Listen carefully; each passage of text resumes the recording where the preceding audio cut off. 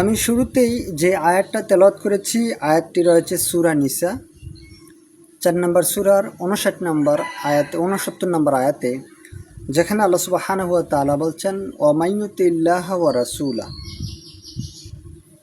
আর কেউ আল্লাহ এবং রাসূলের আনুগত্য করলো সে থাকবে ৪ শ্রেণীর লোকের সাথে। আল্লাহ বলছেন ওয়া মাইয়ুতিল্লাহ ওয়া রাসূলা ফাউলাইকাল্লাযীনা আনআমাল্লাহু আলাইহিম মিনান নাবিয়্যিনা ওয়াস সিদ্দীকিনা ওয়াশ শুহাদাই ওয়াস সালিহিন।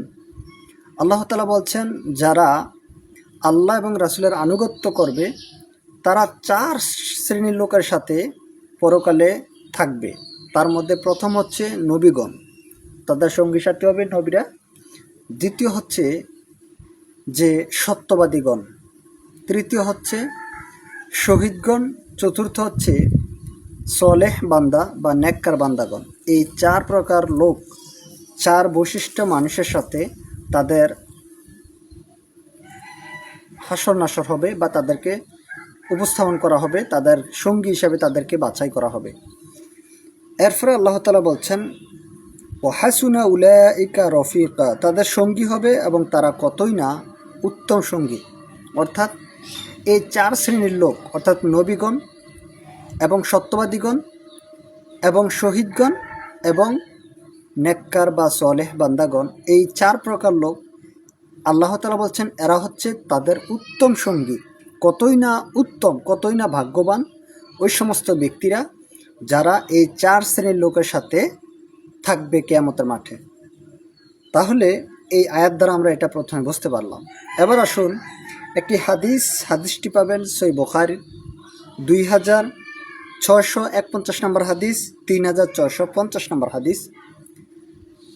রাসূলুল্লাহ সাল্লাল্লাহু আলাইহি সাল্লাম বলছেন, ইমরান ইবনু হোসেন রাদিয়াল্লাহু তাআলা থেকে হাদিসটি বর্ণিত। তিনি বলছেন যে রাসূলুল্লাহ সাল্লাল্লাহু আলাইহি সাল্লাম বলেছেন যে সর্বোত্তম যুগ হচ্ছে আমার যুগ। অর্থাৎ নবী সাল্লাল্লাহু আলাইহি সাল্লাম যে সময়কালে ছিলেন সেই সময়টা হচ্ছে সর্বোত্তম সময়, সেই যুগটা হচ্ছে সর্বোত্তম যুগ। সুম্মাল্লাযীনা ইয়ালুনাহুম, তিনি বলছেন তারপরে আমাদের পরবর্তী, সুম্মাল্লাযীনা ইয়ালুনাহুম, তারপরে তার পরবর্তী। তার মানে হচ্ছে নবী এবং সাহাবায়ে কেরামের যুগটাই হচ্ছে সর্বোত্তম যুগ। পৃথিবীর সর্বশ্রেষ্ঠ মানুষ হচ্ছে নবী এবং সাহাবায়ে কেরাম। অতঃপর সুম্মাল্লাযীনা ইয়ালুনাহুম, রাসূল সাল্লাল্লাহু বলছেন তারপর হচ্ছে তার পরবর্তী, সুম্মাল্লাযীনা ইয়ালুনাহুম, তারপর হচ্ছে তার পরবর্তী। মানে হচ্ছে সাহাবায়ে কেরামদের পরবর্তীতে তাবেঈগণ, তার পরবর্তীতে তাবে। এই তিন যুগকে সোনালী যুগ বলা হয় বা সর্বোত্তম যুগ বলা হয়, সর্বশ্রেষ্ঠ যুগ বলা হয়।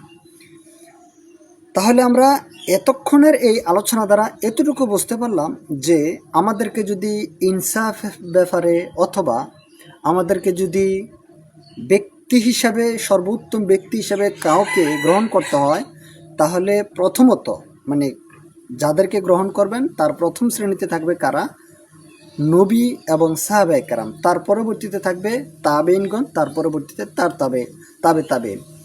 এই তাদের অনুকরণেই মূলত আমাদেরকে জীবন অতিবাহিত করতে হবে, জীবনযাপন করতে হবে।